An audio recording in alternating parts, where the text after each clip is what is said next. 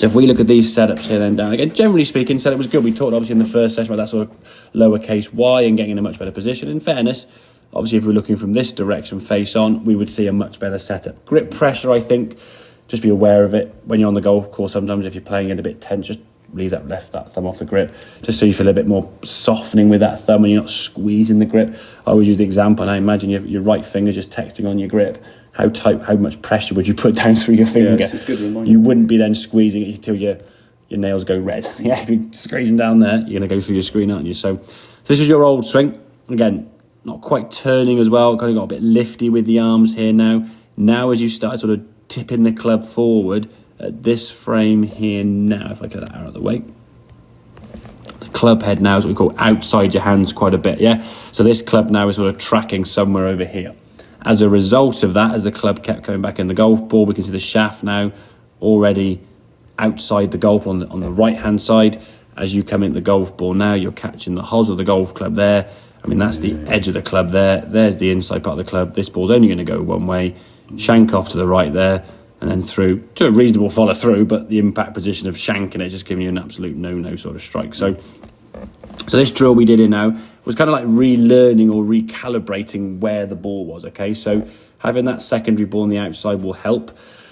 You can do it down the range, but obviously if you keep hitting two balls at once, it get very expensive down the range. So maybe put a bit of grit there or a tee or something that you wouldn't mind if you did it. I mean, it'd probably make you guarantee hitting the golf ball, but every now and then you might do, okay? But I would practice there and then make some swings where you actually intentionally miss the ball, yeah? This is more of a drill if you are hitting some constantly just sort of on the ground here all over the place and you're just really not finding the sweet spot, okay?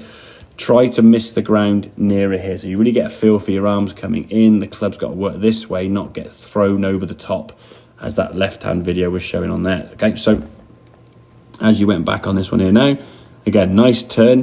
We can see the club when it goes back now, as you rotate your body, going back a lot more on a slightly flatter angle. So this club now is pointing more down towards the golf ball, okay? As you get to the top of the backstone, this club now is coming down on that line. And if we look here now, when your hands are kind of hip height, your golf club on this left-hand one, I go back to the frame here now, and it's a little bit different position, but look how far your arms are from your legs and where the club is, where this one is kind of underneath your shoulders working that way as opposed to that way, yeah? So you're bringing the club into what I call that sort of pebble skimming position, getting the club to work from a much more efficient angle. Club can come down here, strike the golf ball. We can see when we come into the ball here now, the shaft, I clear that line, there's basically the shaft of the golf club. You can see it's on the left-hand side of the golf ball there now. So it's not producing the heel to the golf ball. You're not going to shank it. Good strike there, as we can see. The outside ball's not moving. Ball hits the screen, and we rotate through. And definitely 100% do not try to keep him down. Keep turning and twisting. Most people hitting the ground behind the ball now because they're keeping their head down too long. And then what they end up doing, because they must think, oh, I must keep my head down, they just miss the ground by lifting their arms up and they top it and they make it, oh, lift your head, keep your head down more. And it's more and more. Yeah, if you're in the ground back here, as a lot of people do, you've got to keep turning, keep that club going around the corner. If you just keep your head down too long, just bottom the club out early, hit the ground, yeah. Does that make sense? It does. Good stuff. Very, very good.